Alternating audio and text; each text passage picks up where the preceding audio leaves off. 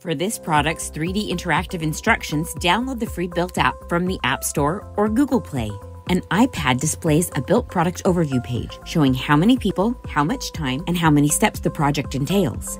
Users begin with the end in mind and review what tools are required and what parts are included. The instructions proceed step by step with voice and text guidance. Built offers play-pause control so users can work at their own pace. The animated 3D images show how each part fits together in the assembly or installation. This video is merely a preview of the first few steps of the Built instructions, meant as an interactivity demonstration only. Within the Built app, users can interact with the 3D images on a touchscreen to control the angle, perspective, and size of the animation. For the fully interactive experience, download Built. A woman using Built on an iPad drags her finger across the screen, rotating the image.